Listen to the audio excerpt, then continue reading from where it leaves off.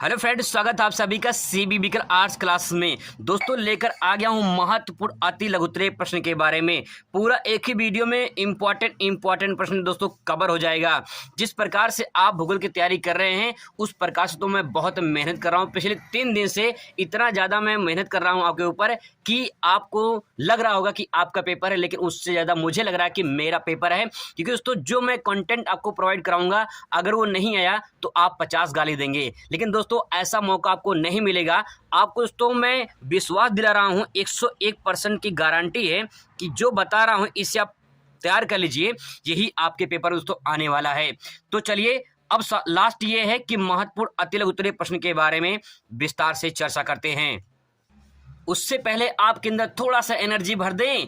आज हम यहाँ हैं, कल न जाने कहाँ जाएंगे। आज हम यहाँ हैं, कल न जाने कहाँ जाएंगे। हम वो परिंदे हैं जो आसमां में खो जाएंगे।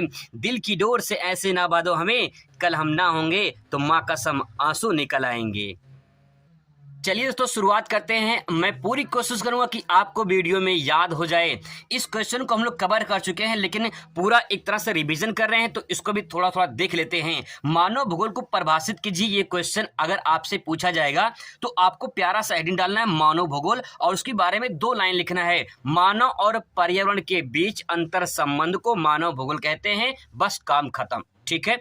रटजल के अनुसार, क्योंकि मानव भूगोल के जनक रटजल हैं, इनके अनुसार आप ले सकते हैं, और आप एलएनसी सैंपल के अनुसार भी ले सकते हैं, लेकिन रटजल की परिभाषा थोड़ा आपको आसानी से याद हो जाएगी। मानव भूगोल, ठीक है, मानव समाज और धरातल के बीच संश्लेषित अध्ययन है। तो दोस्तों जो मानव है ये कहाँ रहता है? धरातल पे रहता है। इनके बीच में कुछ संबंध बनेगा। संश्लेषित का मतलब जुड़ा होना, मिला होना। तो धरातल से मानव जुड़ा हुआ है, उसी को हम मानव भूगोल कहेंगे। सिंपल। आगे देखिए, अगर दोस्तों ये क्वेश्चन पूछता है मानव भूगोल के उप क्षेत्र का नाम बताइए, 2 पूछे, 3 पूछे, 4 पूछे, वैसे 2 ही पूछेगा, ज्यादा नहीं पूछेगा, अति लघुत्तरीय प्रश्न है। ठीक है। तो अगर दोस्तों उप क्षेत्र पूछता है तो मैंने यहाँ पे क्षेत्र और उप क्षेत्र दोनों लिख दिया है। देखिए अगर क्षेत्र पूछेगा तो आर्थिक भूगोल हो जाएगा, सामाजिक भूगोल हो जाएगा। इनके अंतर्गत जो आते हैं उन्हें उप क्षेत्र कहते हैं। जैसे मुख्यमंत्री होते हैं वैसे उप मुख्यमंत्री होते हैं। तो दोस्तों जो मुख्यमंत्री होते हैं वो मेन होते हैं, मुख्य होते हैं, है ना। उनके बाद जो होते हैं वो उप होते हैं। तो वैसे यहाँ पे मुख्य क्या हो जाएगा? आर्थिक भूगोल हो जाएगा। इसके अंतर्गत जो आ जाएगा वो कृषि, मतलब जैसे कृषि भूगोल है, संसाधन भूगोल है, पर्यटन भूगोल है, ये सब क्या आ जाएंगे? उप क्षेत्र आ जाएंगे। ठीक है। तो आर्थिक भूगोल में देखिए, आर्थिक में संबंधित कृषि आ जाएगा, कृषि भूगोल, संसाधन भूगोल, पर्यटन भूगोल। इसमें से आप 2 लिख दीजिए, परफेक्ट है। इसके बाद दोस्तों यहाँ पे सामाजिक भूगोल में ले सकते हैं आप, जैसे कि आप यहाँ पे सामाजिक भूगोल में ऐतिहासिक भूगोल, सांस्कृतिक भूगोल, राजनीतिक भूगोल भी इसमें आ जाएगा। ठीक है। तो यहाँ पे ये क्षेत्र हो जाएगा और ये उप क्षेत्र हो जाएगा। 2 ही आपसे पूछा जाएगा। अब दोस्तों यहाँ पे अगर क्वेश्चन पूछता है संभववाद क्या है, इसके बारे में चर्चा कर चुके हैं, लेकिन पूरा रिवीजन कर रहे हैं तो रिवीजन कर लेते हैं। संभववाद अगर क्या है आपसे पूछता है तो हेडिंग डालना है संभववाद, या इसी को दे देगा प्रकृति का मानवीयकरण, ऐसा लिखा रहेगा। तो ध्यान दीजिएगा वही प्रश्न है, संभववाद या प्रकृति का मानवीयकरण। बात देखिए मैंने बहुत ही सिंपल भाषा में दोस्तों लिखा है, और आपको आसानी से याद हो जाए वो कंटेंट आपको प्रोवाइड करा रहा हूँ। दोस्तों ध्यान रखिएगा, क्योंकि किताबी भाषा यदि आपको याद नहीं होगा, और क्वेश्चन बैंक अगर आपके पास है तो क्वेश्चन बैंक में बहुत बड़ा क्वेश्चन मार्क है, क्या पढ़ें और क्या ना पढ़ें, कितना पढ़ें, कहाँ से पढ़ें, ये आपको समझ में नहीं आ रहा, तो आपको यहाँ पे सब कुछ समझ में आ जाएगा। देखिए संभववाद, इसमें क्या है, जब मानव ने अपने विज्ञान को आगे बढ़ाया, टेक्नोलॉजी को आगे बढ़ाया, तो प्रकृति पर उन्हें थोड़ा सा काबू कर लिया। जैसे प्राकृतिक शक्तियों की अपेक्षा मानव शक्तियों की प्रधानता स्वीकार करने वाली विचारधारा संभववाद कहलाती है। दोस्तों इसमें ध्यान रखिएगा, इसमें मानव जो है सर्वश्रेष्ठ है। जो विचारधारा इसमें कही गई है, जो वैज्ञानिकों ने कहा है, विचारधारा में कहा गया है कि प्राकृतिक शक्तियों की अपेक्षा मानव शक्तियों की प्रधानता स्वीकार की गई इसमें, तो इसमें मानव क्या है? सर्वश्रेष्ठ है। ठीक है। आगे देखिए, निश्चयवाद को परिभाषित कीजिए। निश्चय मतलब जो तय है, प्रकृति ने तय कर दिया है कि भैया बारिश होगी तो इसी टाइम पे बारिश होगी, ये तय है। ठीक है। अब उससे कोई टाल नहीं सकता है कि बारिश कोई बंद कर दे, बारिश तो होनी होनी है। अब देखिए निश्चयवाद मतलब तय कर दिया, मतलब इसमें प्रकृति को प्राथमिकता दी गई है। देखिए मानव शक्तियों की अपेक्षा प्राकृतिक शक्तियों की प्रधानता स्वीकार करने वाली विचारधारा निश्चयवाद कहलाती है। बस द एंड। 2 नंबर आपको दोस्तों, परफेक्ट 2 नंबर आपको मिल जाएगा। इसमें दोस्तों प्रकृति है, जो नेचर है, उसको महत्व दिया गया है। इसको जो है कहा गया है कि प्रकृति सर्वशक्तिमान है, निश्चयवाद में कहा गया है। ठीक है। आगे देखिए, नवनिश्चयवाद से आप क्या समझते हैं? क्वेश्चन इंपॉर्टेंट है, आपसे पूछ सकता है कि नवनिश्चयवाद से आप क्या समझते हैं। तो दोस्तों अगर ये क्वेश्चन आता है तो आप इसे कैसे लिखेंगे? जितने सारे क्वेश्चन तो जो लिखने में तरीका बताया है यहाँ देख सकते हैं, मैंने सारे यहाँ पे पॉइंट में हेडिंग डाल दिया है जिससे क्वेश्चन परफेक्ट हो जाए, ठीक है, और यहाँ पे आप अच्छे नंबर पा जाएं। अब देखिए यहाँ पे नवनिश्चयवाद को हेडिंग डाल देनी है और लिखना है। नवनिश्चयवाद में देखिए, इसमें नवनिश्चयवाद में क्या है कि ना तो प्रकृति को सर्वश्रेष्ठ माना गया है और ना ही मानव को, तो क्या है, दोनों के बीच का रास्ता अपनाया गया है। जैसे दो व्यक्ति में लड़ाई जब होती है तो कहते हैं भैया लड़ाई मत करो, ठीक है, समझौता कर लो। तो दोस्तों यहाँ पे समझौता हुआ है, ठीक है, समझौता हुआ है। तो देखिए नवनिश्चयवाद की संकल्पना प्रसिद्ध भूगोलवेत्ता ग्रिफिथ टेलर ने दिया है। तो दोस्तों यहाँ से बहुविकल्पीय सवाल बन सकता है कि नवनिश्चयवाद की संकल्पना किसने प्रस्तुत की है? तो दोस्तों हो जाए ग्रिफिथ टेलर। कौन टेलर? Griffith Taylor. आप टेलर ध्यान रखिएगा, जिस के पास आप जाते हैं कपड़ा सिलाने, उस टेलर को ध्यान रखिएगा तो आपको दिमाग में आएगा कि नवनिश्चयवाद, नया नया कपड़ा कहाँ जाते हैं? टेलर के पास जाते हैं। तो नवनिश्चयवाद क्या हो जाएगा? टेलर हो जाएगा, ठीक है। तो नवनिश्चयवाद की संकल्पना किसने दिया है? टेलर ने दिया है। अगर पूरा नाम नहीं आता तो टेलर लिख देंगे तब भी परफेक्ट हो जाएगा, ग्रिफिथ टेलर पूरा नाम है, इन्होंने दिया है। यह विचारधारा संभववाद और निश्चयवाद के मध्य का मार्ग दर्शाता है। मैंने आपको बताया ना कि दो व्यक्तियों में अगर लड़ाई हो जाए तो उनको अलग अलग करवा के समझौता करवा दीजिए, भाई कि झगड़ा क्यों कर रहे हो, ठीक है। तो ही दोस्तों बात यह है कि ना निश्चयवाद को मानेंगे ना संभववाद को मानेंगे, हम तो मानेंगे नवनिश्चयवाद को। क्या कहा गया इसमें? इसे पर्यावरण निश्चयवाद भी कहा जाता है। अब दोस्तों यहाँ पे देखिए सबसे मोस्ट इंपॉर्टेंट पॉइंट ये है, ये इंपॉर्टेंट है फैक्ट, ठीक है। रुको और जाओ संकल्पना किसने दिया है? अगर आपसे पूछ ले तो ये भी टेलर ने दिया है। रुको और जाओ, भैया कपड़ा पहले सिला लो, पहले रुको, अभी इतना जल्दी तुरंत नहीं सिल जाएगा कपड़ा, है ना, क्योंकि नया कपड़ा सिलाना है। कौन सिलेगा? टेलर सिलाएगा। तो रुको, अभी रुको, थोड़ा देर रुको, फिर जाओ। तो रुको और जाओ टेलर ने कहा है, ठीक है। अब दोस्तों क्या कहा है इसमें? दोस्तों क्या कहा है टेलर ने? टेलर ने रुको और जाओ का नाम दिया है। इस विचारधारा में कहा गया है कि ना संभववाद और ना ही निश्चयवाद है, बल्कि पर्यावरण के साथ तालमेल बैठाकर चलना है। दोस्तों एक उदाहरण आप बना सकते हैं, यहाँ पे उदाहरण के तौर पे ले सकते हैं। इसमें एग्जाम्पल इन्होंने दिया है कि जैसे एक शहर में चौराहे पे जो रेड लाइट, येलो लाइट और फिर ग्रीन लाइट लगी होती है, जो आपने बत्ती देखा होगा, लाल बत्ती, पीली बत्ती, हरी बत्ती। तो इसका मतलब सभी जानते होंगे, लाल बत्ती का मतलब रुकना होता है, पीली बत्ती का मतलब तैयार हो जाओ, हरी बत्ती का मतलब भैया चलो निकलो यहाँ से, ठीक है। तो दोस्तों इसका जो मतलब है यही कह रहे हैं कि अगर आपको पर्यावरण को, प्राकृतिक संसाधनों को उपयोग करना है तो पहले भैया समझो उसे, लाल बत्ती का रुको, पहले समझो तो सही कि अगर पर्यावरण के पास संसाधन है तो कितना है, लिमिटेड है या अनलिमिटेड में, तो उसे समझो पहले, ठीक है। इसके बाद दोस्तों आप उसको उपयोग करने के लिए तैयार हो जाओ, ध्यान रखना, तैयार हो जाओ, यहाँ पे दिया गया है। इसके बाद दोस्तों तैयार हो जाओ, फिर इसके बाद आपको उसको उपयोग करना है। लेकिन हाँ ध्यान में रख के करना है, इतना ज़्यादा उपयोग नहीं करना कि खत्म हो जाए, उसको आपको आराम से इस्तेमाल करना है ताकि भविष्य की पीढ़ियों के लिए बचा रहे। दोस्तों आई होप कि आपको समझ में आ गया होगा। चलिए आगे बात करते हैं इंपॉर्टेंट क्वेश्चन। जनसंख्या घनत्व को परिभाषित कीजिए। इंपॉर्टेंट क्वेश्चन तो ध्यान रखिएगा, क्वेश्चन बहुत ज़्यादा इंपॉर्टेंट है, इसके बारे में चर्चा कर चुके हैं, देख लीजिए रिवीजन के लिए फटाफट। जनसंख्या घनत्व मतलब पॉपुलेशन डेंसिटी, प्रति वर्ग किलोमीटर पे निवास करने वाले व्यक्तियों की संख्या को जनसंख्या घनत्व कहते हैं। 1 किलोमीटर एरिया में दोस्तों जितने व्यक्ति निवास करते हैं उसको जनसंख्या घनत्व कहते हैं, ठीक है। जनसंख्या घनत्व निकालने का फार्मूला होता है जनसंख्या घनत्व बराबर क्षेत्रफल, जनसंख्या बटे क्षेत्रफल होता है, ठीक है। तो आप इसको फार्मूला जरूर लिखेंगे, पूरा नंबर आपको मिल जाएगा। अगर यहाँ पे क्वेश्चन पूछ लेता है कि 2011 की जनगणना के अनुसार भारत की जनसंख्या घनत्व कितनी है, तो 382 प्रति वर्ग किलोमीटर है। बस दोस्तों आपको ध्यान से समझ लेना है, रिवीजन कर लेना है, यहाँ से क्वेश्चन आपके पक्का आने वाले हैं, ठीक है। जनसंख्या परिवर्तन के 3 घटक अगर आपसे पूछ ले, मोस्ट इंपॉर्टेंट है दोस्तों, ध्यान रखिएगा। जनसंख्या परिवर्तन के 3 घटक पूछ ले तो ध्यान में रखिए, क्या उसको लिख सकते हैं? जन्म दर, मृत्यु दर और प्रवास। घटक का मतलब कंपोनेंट। दोस्तों सवाल ये है कि जनसंख्या परिवर्तन क्यों होता है, इस बात को थोड़ा समझने की कोशिश करिए। अब मैं आपको बता दूं, जैसे मान लीजिए कोई एक क्षेत्र है, ठीक है, यहाँ पे 100 लोग रह रहे हैं। अब यहाँ पे अगर 100 में से 10 लोग की मृत्यु हो जाए, 10 लोग की अगर मृत्यु हो जाए तो क्या ये जनसंख्या उतनी ही रहेगी? कम तो होगा ना, यानी परिवर्तन तो होगा ना भाई। तो इसीलिए दोस्तों कहा गया है कि जन्म दर और मृत्यु दर, अगर मान लीजिए यहाँ पे 100 लोग हैं, अगर यहाँ पे 20 लोग पैदा हो गए, ठीक है, 20 लोग पैदा हो गए, तो दोस्तों यहाँ पे अगर इनका जन्म हुआ है 20 लोगों का, तो 120 जनसंख्या हो जाएगी, तभी तो परिवर्तन हुआ है, जनसंख्या बढ़ा हुआ है। इसका मतलब जन्म दर और मृत्यु दर ये दोनों कहीं न कहीं जनसंख्या को प्रभावित करते हैं, ये कहीं न कहीं परिवर्तन होता है इनसे, ठीक है। अब देखिए प्रवास, देखिए प्रवास का मतलब ये है जैसे 100 व्यक्ति यहाँ पे हैं, ठीक है, और मान लेते हैं कोई एक क्षेत्र यहाँ पे है, यहाँ से 100 लोग में से मान लो 20 लोग यहाँ पर चले गए, ठीक है, ये मान लेते बी है, ये मान लेते ए क्षेत्र है कोई, ठीक है। अब जब यहाँ पे 100 में से 20 यहाँ चले जाएंगे तो यहाँ 80 बचेंगे। जब दोस्तों यहाँ पे 80 बचेंगे तो कहीं की परिवर्तन हुआ कि नहीं हुआ, यहाँ जाएंगे तो यहाँ बढ़ जाएंगे, यहाँ कम हो जाएगा। तो दोस्तों वही क्वेश्चन में कहना चाह रहा है कि जनसंख्या परिवर्तन के 3 घटक ऐसे कौन कौन से कंपोनेंट हैं जिससे जनसंख्या में परिवर्तन होता है।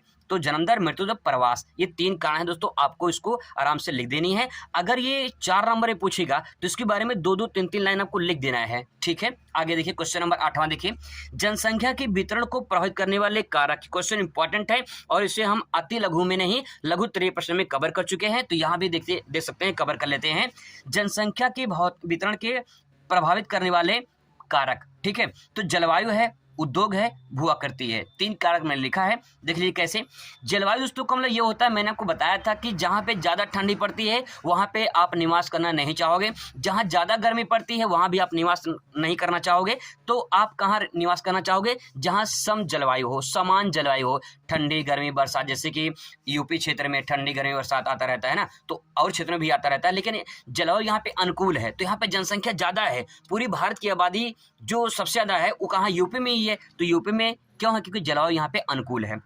अब देखिए उद्योग, उद्योग का मतलब दोस्तों ये होता है कि अगर मान लो किसी भी क्षेत्र में इंडस्ट्रियल एरिया है तो वहाँ पे जनसंख्या जाएगी किसके तलाश में, रोजगार की तलाश में, तो कहीं न कहीं जनसंख्या वहाँ पे बढ़ेगी तो वितरण होगा, मतलब बटेगी तो कहीं कहीं प्रभावित होगा।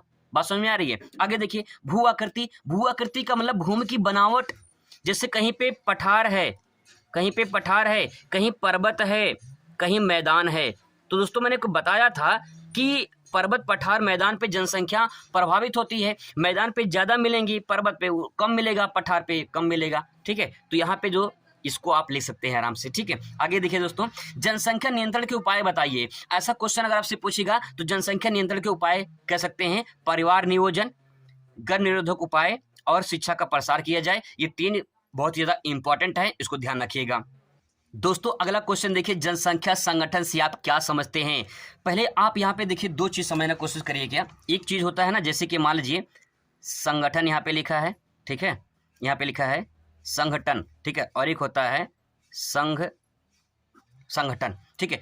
ये संगठन है और ये संगठन, ये कंपोजिशन है, ये ऑर्गेनाइजेशन है, ये कंपोजिशन है, ये ऑर्गेनाइजेशन है। संगठन दोस्तों मतलब समूह होता है, क्या होता है, समूह होता है, ठीक है। जैसे संगठन बनता है ना, समूह बनता है, वैसे संगठन, संगठन में तो एक ही जाति का समूह, जाति का मतलब जाति से संबंधित नहीं है, जाति का मतलब जैसे भाषावाद, जैसे भाषा है, ठीक है। तो कुछ लोग होते हैं जो हिंदी बोलने वाले होते हैं तो इनकी जाति हिंदी बोलने में अलग हो जाएगी, कुछ लोग जो इंग्लिश बोलने वाले होंगे तो इंग्लिश बोलने में अलग हो जाएगी, कुछ लोग तमिल, तेलुगु, उर्दू, उड़िया ये सब बोलने वाले होंगे तो भाषा के आधार पर बढ़ जाएंगे। तो अगर किसी भी क्षेत्र के आधार पर अगर बढ़ते हैं, चाहे जैसे मान लो कि आपके गाँव होगा तो गाँव में जाति के आधार पर बटा होगा, है ना, वो जाति हो जाएगा, शिक्षा के आधार पर बटा होगा। तो दोस्तों इसमें जो बात ये कहना चाह रहे हैं जनसंख्या संगठन में, मतलब कि जनसंख्या संगठन से तात्पर्य है जनसंख्याओं की विशेषताओं से है। विशेषता का मतलब क्या, जैसे जाति के आधार पे, धर्म के आधार पे, आवास के आधार पे, लिंग के आधार पे, आयु के आधार पे, लिंग का मतलब जेंडर, मेल फीमेल, व्यवसाय के आधार पे, ठीक है। तो दोस्तों यहाँ पे जो बात कहना चाह रहे हैं वो बात ये है कि जनसंख्या में जो विशेषता होती है, जैसे जाति के आधार पे अलग अलग बटे होते हैं, पूर्वा होता है, एक जाति का पूर्वा अलग बटा हुआ है, एक धर्म के लोग हिंदू अलग रहते हैं, मुस्लिम अलग रहते हैं, ठीक है। आवास में देखिए, आवास में मतलब क्या, जैसे ग्रामीण आवास होता है, नगरीय जो है अधिवास होता है, तो उसमें कहीं कहीं परिवर्तन होता है। आयु, भाई देखिए आपके क्लास में जो आप पढ़ रहे हैं बच्चे, वो सारे लोगों की आयु समान नहीं है, किसी का 15, किसी का 16, किसी का 17, किसी का 18 साल है। लिंग के आधार पे आप लोग में से कोई भी ऐसे लोग नहीं होंगे जो सारे एक ही उम्र के होंगे या एक ही लिंग के होंगे, मतलब एक ही जेंडर के होंगे। सारे लड़के लड़कियां कंबाइंड में कहीं कहीं होते हैं, ठीक है। व्यवसाय सबका अलग अलग होता है। बहुत सारे लोगों का जो व्यवसाय होता है, यानी जो बिजनेस होता है, अलग अलग होता है, काम करने का तरीका अलग अलग होता है। तो जनसंख्या संगठन में जाति, धर्म, आवास, लिंग के आधार पर बांटना ही जनसंख्या संगठन कहलाता है। आप इसको ऐसे से लिख सकते हैं, ठीक है। आगे देखिए, लिंगानुपात को परिभाषित कीजिए। लिंगानुपात मतलब दोस्तों क्या, मैंने बताया था कि जब आपको समझ में ना आए तो समझ लेना कि जब आप क्लासरूम में बैठे रहना, परीक्षा देना वहाँ पे, तो समझ जाना कि आपके क्लास में कितने लड़के बैठे हैं, उन दोनों का जो रेशियो होगा, जो अनुपात होगा, उसी को कहेंगे लिंगानुपात, ठीक है। 1000 पुरुषों पे महिलाओं की संख्या को लिंगानुपात कहते हैं। लिंगानुपात का सूत्र निकालने का होता है, ये भारत का है, ठीक है। स्त्रियों की संख्या बटे पुरुषों की संख्या गुणे 1000 कर देना, स्त्रियों को ऊपर कर देना, पुरुषों को नीचे कर देना, गुणे 1000 कर देना। सिंपल, आप इसे आसानी से याद कर सकते हैं। अब दोस्तों यहाँ पे देखिए इंपॉर्टेंट क्वेश्चन देखिए, मानव विकास के 4 प्रमुख घटकों के नाम बताइए। मैंने बताया घटक मतलब कंपोनेंट होता है, ठीक है। तो मानव विकास के ऐसे कौन कौन से कारण हैं जिसके द्वारा मानव विकास कर सकता है? समता है, उत्पादकता है, सतत पोषणीय है, ठीक है, सतत पोषणीय है, सशक्तिकरण है। समता का मतलब जब मानव विकास तभी कर पाएगा दोस्तों जब सभी लोग समान होंगे। देखिए सिंपल सी बात समझने की कोशिश करिए। आपके स्कूल में, ठीक है, आपके स्कूल में, आपके क्लास में, ठीक है, आपके क्लास में जो टीचर पढ़ाते हैं वो सारे बच्चों को समान पढ़ाते होंगे। जितने सारे बच्चे होते होंगे उन सारे बच्चों को समान रूप से पढ़ाते होंगे, किसी एक बच्चे को नहीं पढ़ाते होंगे। अगर एक बच्चे को पढ़ाएंगे तो समता कहाँ पे है? समता मतलब समानता कहाँ है? अगर समता होनी चाहिए तो सारे बच्चों को जब एक साथ वो टीचर पढ़ाए तो उसे कहेंगे दोस्तों समता या समानता कहेंगे। अगर समान रूप से पढ़ाएंगे टीचर सभी बच्चों को तो कहीं न कहीं विकास तो करेंगे ही। तो दोस्तों वही चीज है कि अगर सभी को संसाधन पूरी तरह से मिले तो उसे कहेंगे समता या समानता। यही इसका फैक्ट पॉइंट है। आगे देखिए, अगर ये क्वेश्चन 4 नंबर पूछेगा तो जो बता रहा हूं आप उसे लिख सकते हैं आप, ठीक है। दूसरा पॉइंट देखिए, सतत पोषणीय विकास बहुत ही सिंपल तरीके से समझ लीजिए। जैसे मान लीजिए एक पेड़ है, ठीक है, एक पेड़ है, आप इस पेड़ से छांव ले रहे हैं, ठीक है, आप इस पेड़ से ऑक्सीजन ले रहे हैं, आप इस पेड़ से लकड़ी ले रहे हैं, ठीक है, लकड़ी ले रहे हैं, आप इस पेड़ से फल इस्तेमाल कर रहे हैं, फल ले रहे हैं। अब क्या करिए, जब आप इसको यूज कर लीजिए तो इसके बाद जो है आप इस पेड़ को काट दीजिए, ठीक है। और इसके बाद जब आपके पीढ़ी के बच्चे आएंगे, मतलब आपके जब बच्चे आएंगे तो दोस्तों क्या इस पेड़ को इस्तेमाल कर पाएंगे, उपयोग कर पाएंगे? आपका जवाब होगा नहीं कर पाएंगे। तो जब नहीं कर पाएंगे तो इसी क्रिया को ही सतत पोषणीय विकास कहेंगे, सस्टेनेबल डेवलपमेंट कहेंगे। दोस्तों सतत पोषणीय विकास, सतत मतलब कंटिन्यूटी, पोषणीय मतलब जो हम पोषण कर रहे हैं, जो हम यूज कर रहे हैं, यहाँ पे जो प्रयोग किए हैं वो चीज कहीं न कहीं दोस्तों वो संसाधन जो आप यूज करो और आपकी आने वाली पीढ़ी भी यूज कर ले तो इस क्रिया को सतत पोषणीय विकास कहा जाएगा। समझ में आया? आई होप समझ में आया होगा। उत्पादकता का मतलब होता है कि मानव की जो कौशल है, जो क्षमता है, उसके आधार पे क्या उत्पादन कर सकता है, कितना उत्पादन कर सकता है। वो जितना उत्पादन करेगा, उत्पादन का मतलब कृषि उत्पादन नहीं है। उत्पादन का मतलब होता है कि अपने बौद्धिक कार्यकुशलता क्षमता के द्वारा अपना मानव किस प्रकार से विकास कर सकता है। तो अगर उत्पादन होगा तो मानव विकास करेगा। सशक्तिकरण होता है कि आपको प्रबल बनाना, आपको मजबूत बनाना, ठीक है। तो हम कह सकते हैं कि आपके अंदर जो क्षमता होगी, जैसे आप बीमारी से ग्रस्त हैं तो क्या आप कुछ कर पाएंगे? क्या मानव विकास कर पाएगा? अगर आप स्वस्थ हैं, अच्छे से काम कर रहे हैं तो कहीं कि आपका विकास होगा। आप काम करने के इच्छुक हैं, आपके अंदर पावर है, शक्ति है, तो आप दोस्तों काम कर सकते हो। जब काम करोगे तो पैसा मिलेगा, विकास होगा। सिंपल, ठीक है। चलिए आगे बढ़ते हैं। मानव विकास को परिभाषित कीजिए। इंपॉर्टेंट पॉइंट दोस्तों ध्यान रखिएगा, मानव विकास को परिभाषित कीजिए। क्वेश्चन इंपॉर्टेंट, अगर आपसे पूछेगा तो उसे कैसे लिखेंगे? मानव विकास आपको हेडिंग डाल देनी है मानव विकास इस तरह से, और इसके बारे में लिखना है मानव जब अपने कार्यकुशलता और बौद्धिक क्षमता के आधार पर बढ़ोतरी करे या वृद्धि करे या अपने जीवन में सुधार लाए तो उसे मानव विकास कहा जाएगा। आप दोस्तों ध्यान से समझने की कोशिश करिए। अगर मानव विकास, अगर आप पढ़ाई लिखाई छोड़ देंगे, आप पढ़िए ओढ़िए मत, तो कैसे आप विकास कर सकते हैं, किसके आधार पे कर पाएंगे? जब आपके पास एजुकेशन नहीं रहेगा, शिक्षा नहीं रहेगी, तो आप किस आधार पे विकास कर पाएंगे? नहीं कर पाएंगे। तो दोस्तों वही पॉइंट यहाँ पे ये है कि अगर आप विकास करना चाहते हैं तो अपने बौद्धिक क्षमता, जो भी आपके पास दिमाग दिया गया है, मतलब दिया नहीं, दिया ऊपर वाले ने दिया है, और आपके अंदर जो कार्य कुशलता है, कार्य करने की क्षमता है, उसके आधार पर आप अपने जीवन में सुधार ला सकते हैं। जो सुधार आएगा वही मानव विकास कहलाएगा। ठीक है, समझ में आया? अब देखिए यहाँ पे इस बात को ऐसे भी ले सकते हैं, मानव विकास के लिए अनिवार्य भोजन, वस्त्र, आवास की सुविधा ये जुटाना मानव विकास कहलाता है। इस बात को ऐसे ले सकते हैं, मानव को क्या चाहिए? मानव को चाहिए कि उसको 2 जून की रोटी मिलती रहे, उसका अच्छा खासा घर बार हो। ठीक है, अगर ये सबको उसको मिल रहा है तो मानव विकास अच्छे से कर सकता है। दोस्तों बस समझते जाइए, आई होप कि आपको याद हो रहा होगा और आपका जो डाउट है वो क्लियर हो रहा होगा। ठीक है, मानव विकास के 3 मूलभूत क्षेत्र बताइए। मानव विकास के 3 मूलभूत क्षेत्र कौन कौन से? मैंने यहाँ पे कई लिख दिए हैं। ठीक है, आप चाहे ये लिखिए चाहे ये लिखिए, बात एक ही है। मानव विकास देखिए, मानव विकास कैसे करेगा? जब उसके पास शिक्षा रहेगी, जब एजुकेशन रहेगा तभी तो विकास कर पाएगा। आप खुद सोचिए, एजुकेशन नहीं रहेगा तो विकास नहीं कर पाएगा। ठीक है, दूसरा स्वास्थ्य। भैया देखिए, एजुकेशन है तो स्वास्थ्य भी जरूरी है। स्वास्थ्य जब नहीं रहेगा, आप बीमारी से ग्रस्त हैं, तो कैसे विकास कर पाएंगे? विकास कर पाएंगे? नहीं कर पाएंगे। संसाधन, मान लीजिए आपके पास शिक्षा है, आपके पास स्वास्थ्य अच्छी है, लेकिन संसाधन नहीं है, कोई रिसोर्स नहीं है आपके पास, कोई रिसोर्स नहीं है, तो कैसे? अगर मान लीजिए रिसोर्स का मतलब अगर आपको नौकरी नहीं मिला या आपको कहीं काम नहीं मिला, कोई भी काम नहीं मिला, चाहे प्राइवेट में चाहे गवर्नमेंट में, तो क्या विकास कर पाएंगे? नहीं कर पाएंगे। तो संसाधन भी जरूरी है, आपके पास होना चाहिए। इसी बात को आप ऐसे भी ले सकते हैं, आर्थिक क्षेत्र होना चाहिए। आर्थिक का मतलब कि जब उसे रोजगार मिलेगा तो कहीं कहीं मानव विकास कर लेगा। सामाजिक क्षेत्र में, सामाजिक क्षेत्र का मतलब ये होता है सामाजिक, कहीं न कहीं मानो उस सामाजिक में समानता होगी तो संसाधन का उपयोग कर पाएगा, और संसाधन का जो उपयोग कर पाएगा तो मानव विकास कर लेगा। सिंपल। राजनीतिक दृष्टि देखिए, राजनीतिक दृष्टि बात करें दोस्तों, ऐसे बहुत सारे लोग हैं जो राजनीतिक दृष्टि देखा जाए तो बहुत अमीर हैं और कुछ लोग ऐसे गरीब हैं। राजनीतिक दृष्टि में हम ये कह सकते हैं कि ऐसे बहुत सारे लोग तो जिनका शोषण भी हो जाता है, तो मानव विकास नहीं कर पाता है, तो ये पॉइंट इसमें ऐड कर सकते हैं। अब दोस्तों क्वेश्चन पूछ सकता है, वृद्धि और विकास में अंतर बताइए। बहुत ही सिंपल पॉइंट है, थोड़ा समझने की कोशिश करेंगे, आपको आसानी से याद हो जाएगा। वृद्धि जो होता है, ये वृद्धि मात्रात्मक होता है। मात्रात्मक मतलब क्वांटिटी। जैसे कि मान लीजिए वृद्धि हो रही है, तो जैसे मान लीजिए आपने घर बनवाया, आपने पहले 1 कमरा बनवाया, फिर 2 कमरा बनवाया, फिर 3 कमरा बनवाया, फिर 4 कमरा बनवाया। ठीक है, आपके पास जो वृद्धि हो रही है वो 1 2 3 4 ऐसी क्वांटिटी में हो रही है, मात्रा में हो रही है। ठीक है, लेकिन दोस्तों विकास गुणात्मक होता है।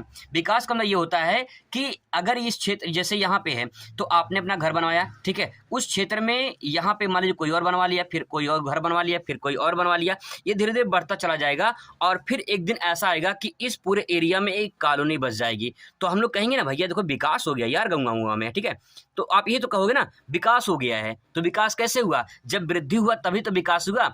तो वृद्धि के बिना विकास नहीं हो सकता है। जब वृद्धि मात्रा में बढ़ेगी तो दोस्तों विकास अपने आप गुणात्मक में बढ़ ही जाएगा, क्योंकि आप सोच समझ सकते हैं यहाँ पे कि जैसे क्वांटिटी में बढ़ रहा है, अब धीरे धीरे जब बढ़ोतरी ऐसे ही बढ़ता चला जाएगा तो कहीं न कहीं विकास होता चला जाएगा।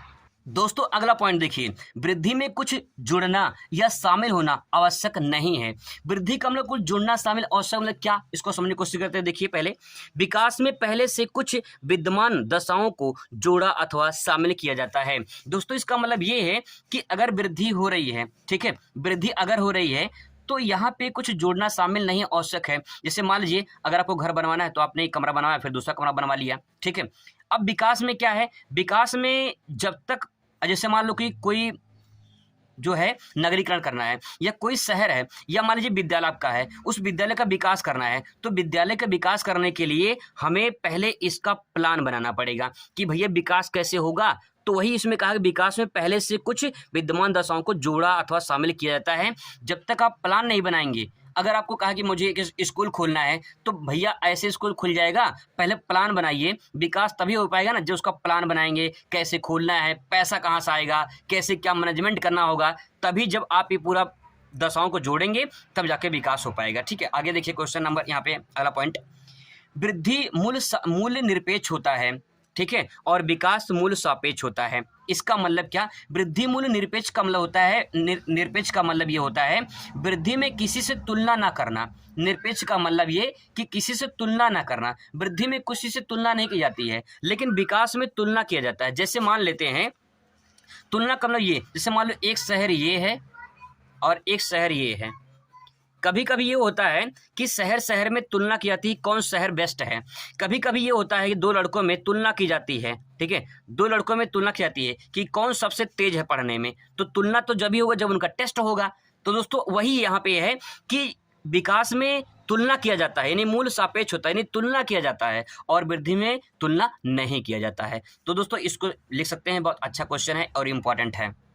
दोस्तों बने रहिए, छोड़कर भागिएगा मत, क्योंकि मैंने बहुत मेहनत करके कंटेंट तैयार किया दोस्तों, और आप ही के लोग के लिए मैंने किया है। तो आप पूरा वॉच कर लीजिए, आपको बहुत बड़ा फ़ायदा हो जाएगा दोस्तों। और आप जब पेपर देकर आएंगे तो ये दावा ठोक कर बोलेंगे कि मेरा पेपर अच्छा हुआ है। चलिए दोस्तों शुरुआत करते हैं, समझते हैं यहाँ पे क्वेश्चन नंबर अगला। जन्म दर और मृत्यु दर में अगर अंतर पूछ ले तो इस बात को कैसे लिखेंगे। देखिए जन्म दर, बर्थ रेट पूछा गया है यहाँ पे दोस्तों। बर्थ रेट की बात करें तो एक वर्ष में 1000 जनसंख्या के पीछे जन्म लेने वाले जीवित बच्चों की संख्या को जन्म दर कहते हैं। एक लाइन में इस परिभाषा को ले सकते हैं कि एक वर्ष में, ठीक है, एक वर्ष में प्रति 1000 जनसंख्या में जितने बच्चे जन्मित होते हैं, यानी जीवित बच्चे जो जन्म लेते हैं, उसी को कहते हैं जन्म दर, ठीक है। अगला देखिए यहाँ पे मृत्यु दर का मतलब ये होता है कि यहाँ पे जन्म दर है तो मृत्यु दर मतलब मर जाएंगे। एक वर्ष में 1000 जनसंख्या में मरने वालों की संख्या को मृत्यु दर कहते हैं, ठीक है। अब देखिए जिनकी मृत्यु हो जाती है उनको 1000 में आंकड़ा निकाला जाता है कि एक वर्ष में कितने लोग की मृत्यु हुई है। जितने मृत्यु होती है उसी को जो है डेथ रेट बोलते हैं, जो है मृत्यु दर बोलते हैं, ठीक है। इसको आप ऐसे भी समझ सकते हो, ये मैंने एग्जाम्पल के लिए आपको समझाने के लिए बनाया था, तो आप इसको बना सकते हैं, कोई दिक्कत नहीं है, ठीक है। आप इतना नहीं, काफ़ी सफिशियंट है।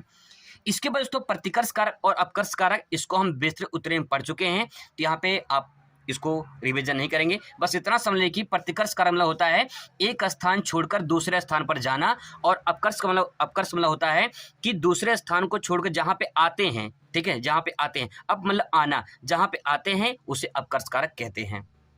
दोस्तों आप इतना रिवाइज करिए, मैं 1 घंटे 2 घंटे बाद दूसरा पार्ट इसका लेकर आऊँगा और पूरा कवर हो जाएगा। बस आप इसको रिवीजन कर लीजिए, इसके बाद दूसरा पार्ट आ जाएगा, उसमें सब कुछ फिनिश हो जाएगा।